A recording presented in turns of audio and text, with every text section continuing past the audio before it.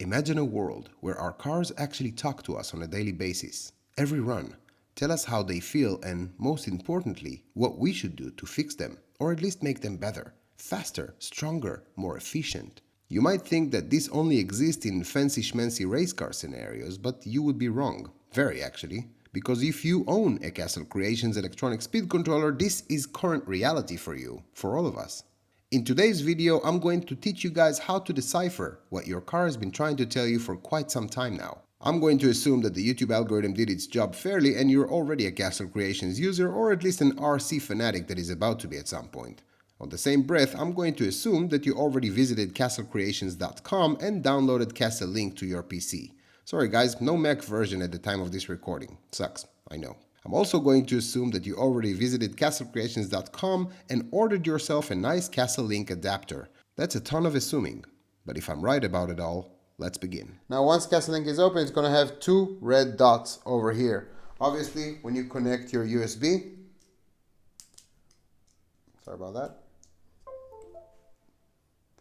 one of those will turn green, and once you actually connect your ESC, the other one will connect green. Guys, don't pay attention to my wire. This is a custom wire. You will connect yours to the one with the orange, not the white. Once you connect that, make sure that negative is negative, of course.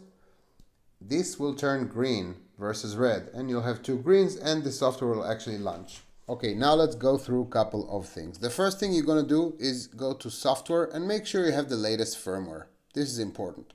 If you do, great. If not, just hit update firmware here and it will update the firmware for you. Now, when it comes to save and print, you're not really going to use that too much. Don't worry about it. So save, print, software, brake curve, and throttle curve, you're not really going to play with it. So don't worry about these. Then we have logging, motor, advanced, power, basic, and about. About is obviously just letting you know that you have a Castle Creations XLX2, of course, and basic we're going to go through. Another thing that you're not going to touch is advanced, the arming time and whatnot, or auxiliary wire mode and whatnot. If you're just a normal average user, you will never need these, even if you're dragging or speedrunning, so don't worry about these. Let's start with the important ones. Basic.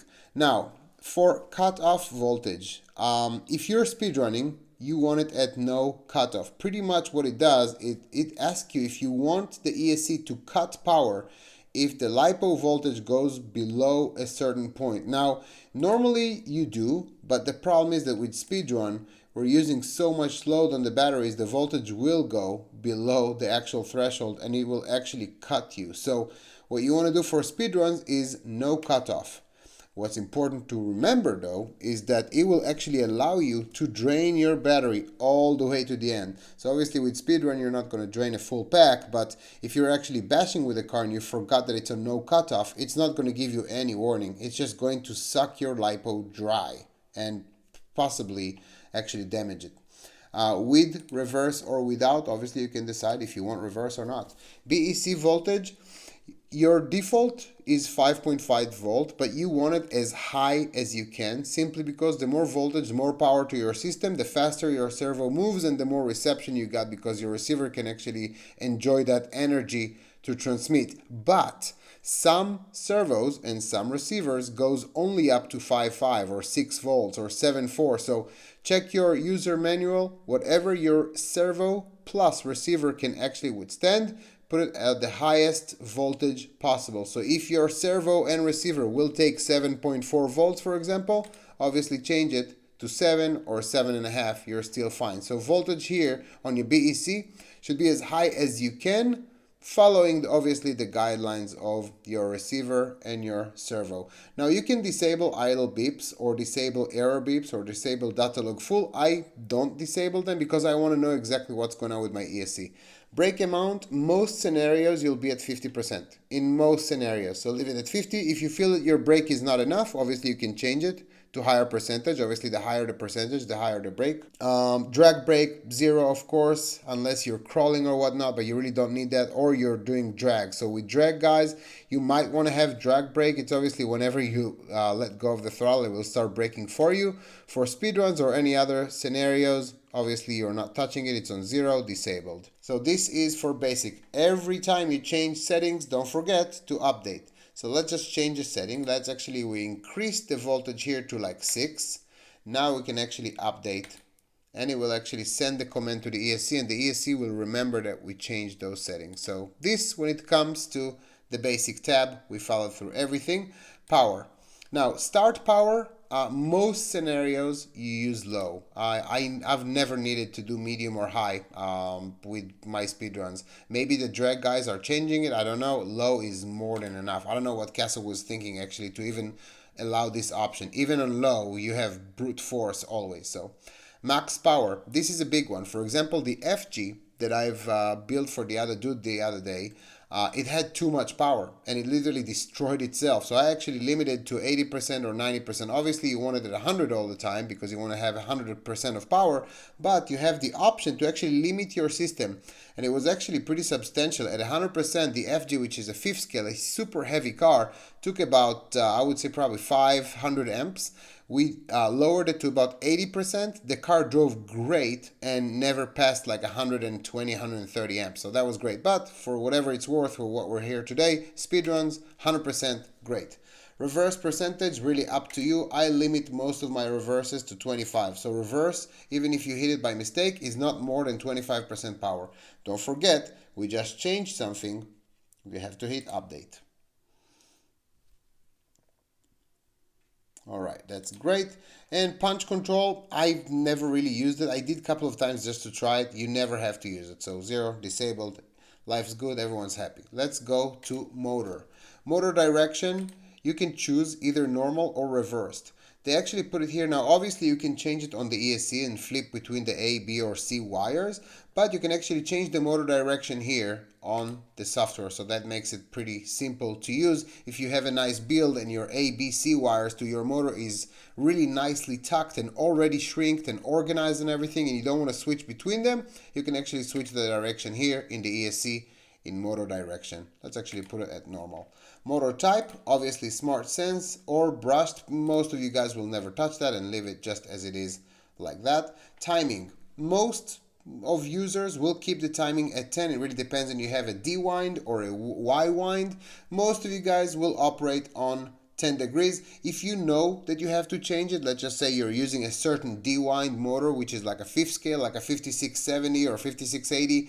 D-wind's like lower timing. You already know that you have to change it to 5 or 0 degrees timing. But for most of you users, 10.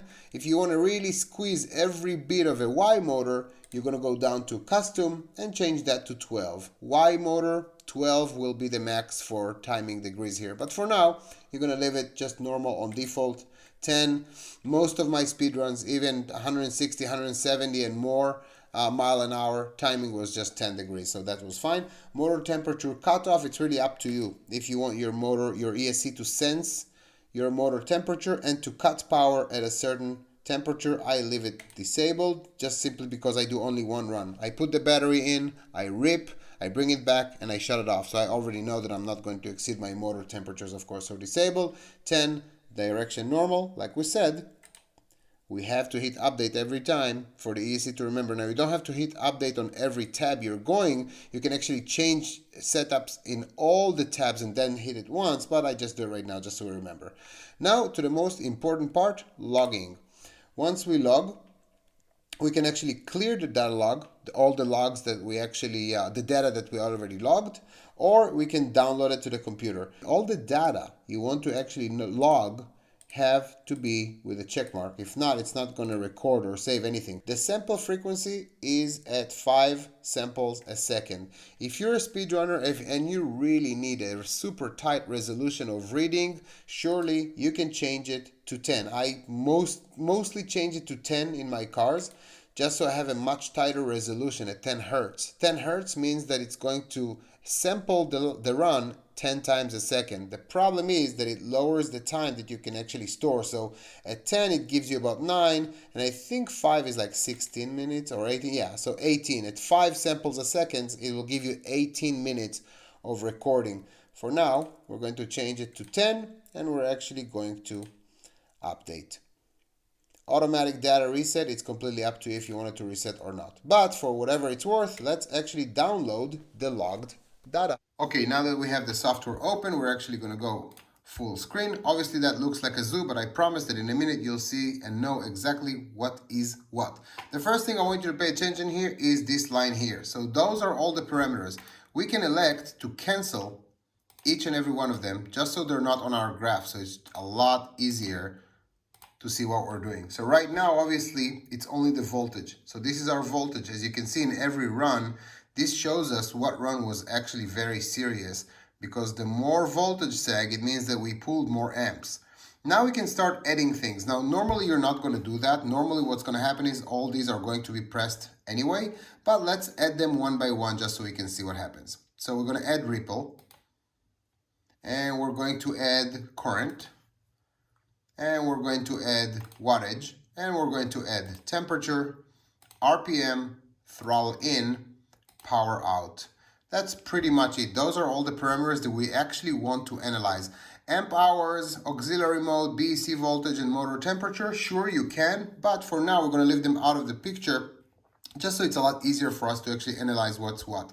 Now these are all very zoomed out, so let's choose an individual run, this one for example, and we're going to select it from here all the way to here. We're going to isolate only one run and ask the software to zoom it in. So we're selecting from here, and I'm selecting, you guys don't see it on the computer because it shows a little weird here, but I'm selecting from here to here, and I'm going to let go the left click. And that's it. Now we actually have an individual run that we can actually analyze, and I can actually do it again. I'm going to choose from here, I'm going to drag, having the left click pressed, and let go. And zoom out a little bit. You can actually zoom in and out as well. But this is an individual run. We're going to do it again, just so it even more so zoom in into the run so you can see what we're doing. Okay, so that looks like a good run here, and we can move it right and left. So this is a run. Get to this point, just keep zooming in until you get to this point. Now we can actually analyze the run. So this is probably was a test or whatnot. This is actually a horrible line. I can see it based on the throttle input, obviously. This is your throttle, your finger. The black line here, this is your throttle in. Red is your voltage. Couple of things that I want you to see here. You have the minimum value, the average, and the max, and the mouse. The mouse value here is actually what you're hovering on with your mouse. It will show you the exact value. So before the run, I can see when I just connected my battery, I started the session with 33.3 volts. This is where I started my session. Keep looking at my finger. I'm actually showing you that while I'm running here, I'm actually losing voltage and losing voltage and losing voltage.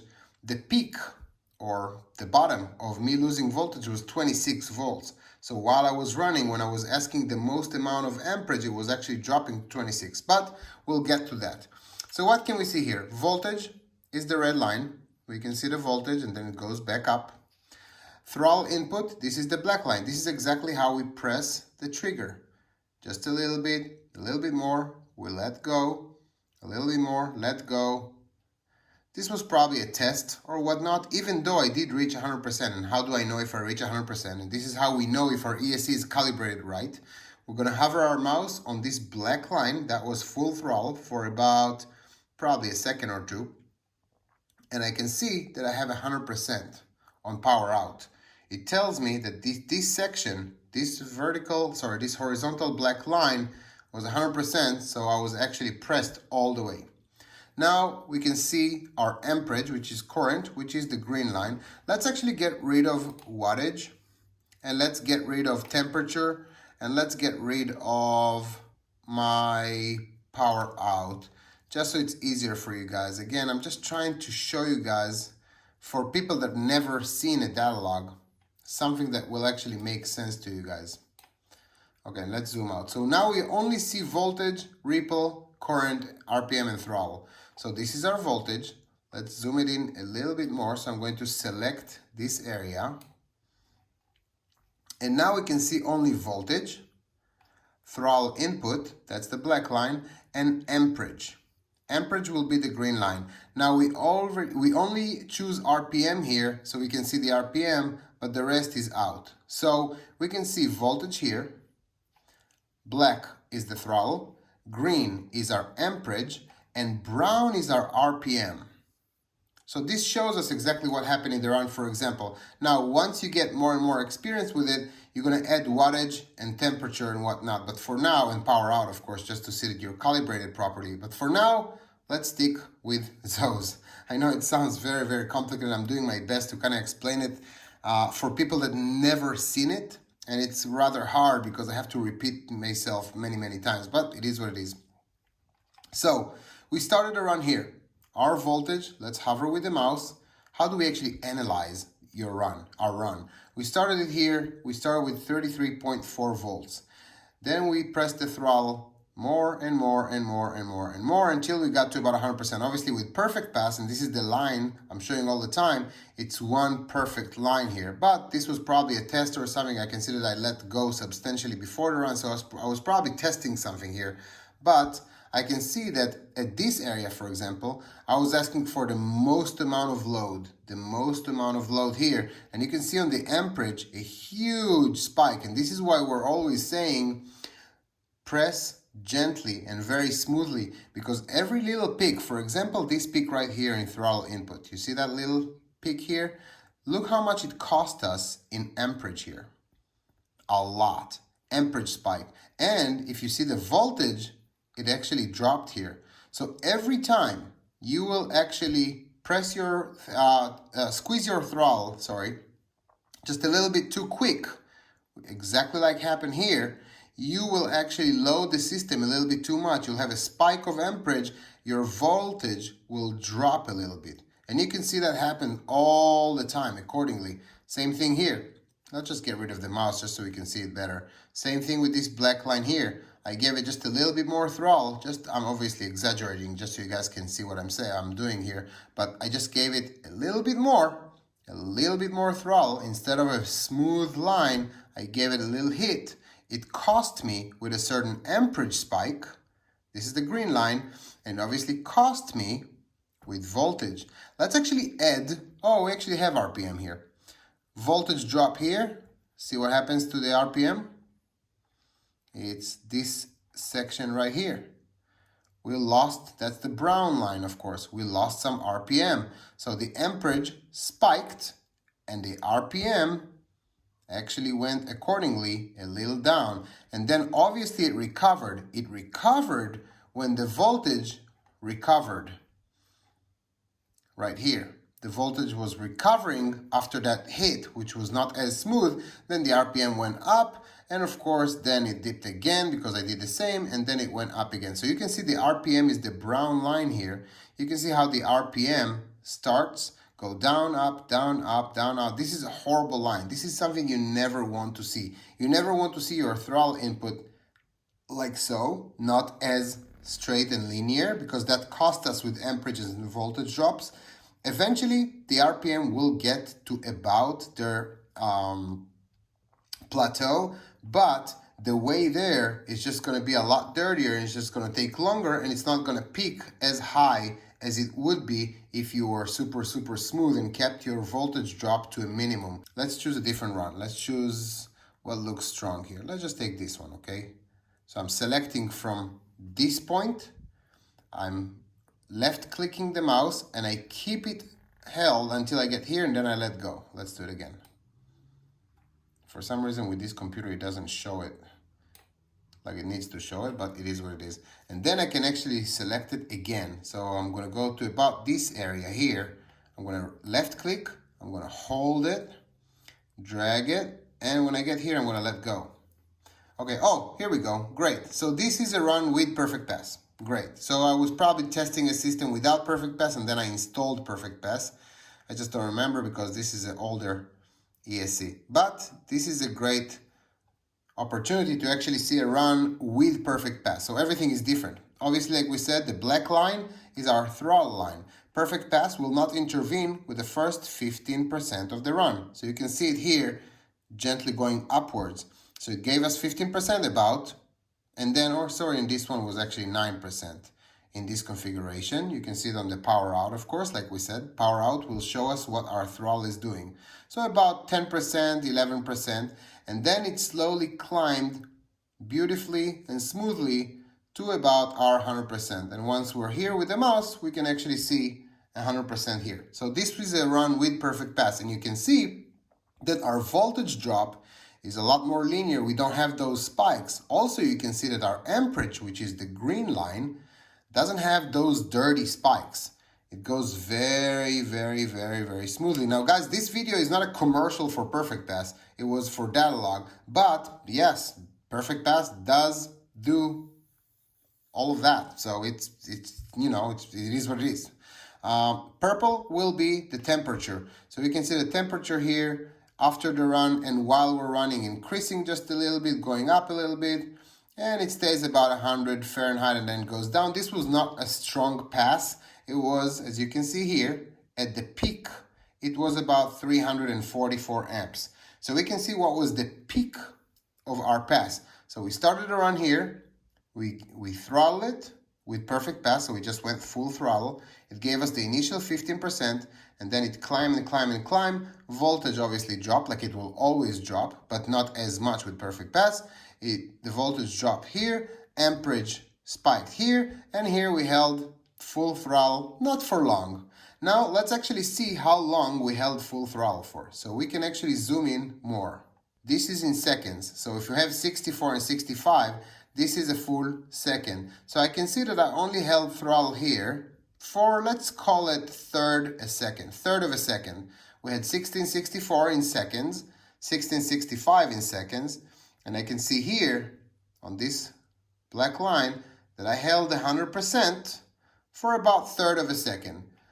The peak here, like we said before, the peak of the amperage, the green is the amperage. The peak of the amperage, if I'm standing on it with a mouse, was about 344.5 amps. So that was probably low gearing. We can probably still gear up this car, even though I don't remember what car it was, what motor, I have no idea. I'm honest, like I have no idea. But based on those, based on the information I have here, I can see, and I'm sorry if I'm talking too fast, I just don't want the video to be like 30 minutes. Based on what I'm seeing here, I can still squeeze a lot more gears out of this car. It's about 9,000 watts. So if I were to guess 344 amps at 9,000 watts, I almost want to say maybe, just maybe, this was a Castle 1100, if I'm guessing correctly. Because I'm looking at the voltage, and if you're looking at the sag, we have quite a bit of sag here. To actually sag, like we said, voltage is the red line. Peak of our speed run is about here, and the peak or bottom of our voltage sag, red line, we can see that it was 26 volts. So we started our run with 30 something. Let's zoom out. We started the run here. This is where I hit my full throttle, zero throttle. As you can see here, zero throttle. I was standing and then I hit it. When I hit it here, before I hit it, my battery was at 32.6, so 8S configuration. Then I floored it, Perfect Pass took it and increased throttle, obviously linearly, and then our voltage drop, etc., etc. So based on what I'm seeing here, if you're a speedrunner and you open Datalog and you ask yourself, okay, this is my speedrun, I zoomed in like I should, everything is clicked so I can see exactly everything, obviously besides these four, and you ask yourself, okay, what's going on with my system? What can I learn from it? What should I do? Gear down, gear up? How is my temperature? Based on this run, I can see that the temperature, purple line, never reached more than like 100 Fahrenheit. This is nothing. So when it comes to temperatures, we can gear up a ton because the ESC is pretty much laughing at us. 100 is still fine. Another thing that I can see is my amperage. Following the green line, the peak amperage for this run was 344. I pulled with XLX2s up to like 600 amps. Obviously, if you're using XLX1 or Mamba X8S, you should be pretty careful because you're about to hit your boundary of 400 amps. XLX1, Mamba X8S, about 400 amps, 410, 420, that's it, bro. You're done. Like, don't try to ask for too much because they just can't provide it and you might hurt your equipment. But for whatever it's worth, this was an XLX2. Of course, we're connected to an XLX2.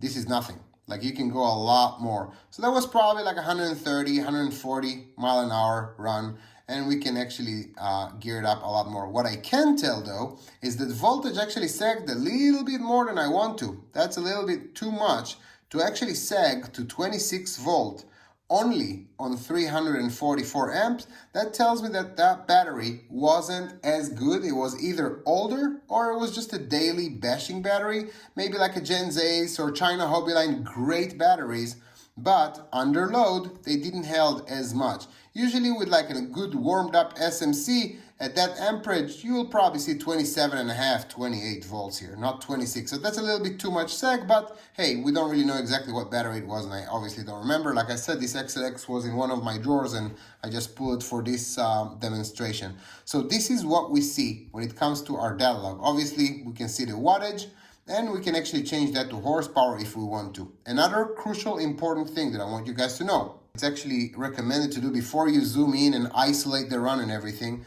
Go to your edit, change motor pole count and gearing, and let's just say that we know the gearing. 2200 kV, 4 pole, and let's just say it was like a Typhoon, and we had 30 pinion and 34 spool. 2200 kV, 4 pole motor, 3034, okay. It will now give us the correct value of everything. So let's just assume it probably wasn't, but let's just assume that it was. Now we can actually go here. We can actually, once we analyze everything, let's remove everything and leave only the RPM just for our calculation. Let's leave the power out. And now we can actually go to the run. If the question is, hey, what was my RPM? This will give you an about figure. You can actually zoom in. Obviously, we know that the bottom, the extreme bottom of our voltage sag was the peak of the run, right? Which was about here. So I know, and I can see the peak here on the brown line. I know, and we can zoom in. This was the RPM at peak. Once I let go here, obviously everything dropped. Peak RPM was about 31,717. So you can actually follow that and see, you can actually put your hover with your mouse and actually see the RPM increasing. Obviously, you're going to read the top row, which is the RPM mouse hovering, and not the max, which is this one, even though you can obviously read the max also. So let's actually zoom out and let's actually add all the goodies. I'm just trying to see what else I can teach you about data log. Once you're done, you obviously close it. If you want to save the data, you can save the data to your computer. I'm going to do no for now, and I'm going to actually clear the ESC. I don't need all the information that is kept here. I'm going to clear the ESC. Okay. And it's going to clear the ESC completely.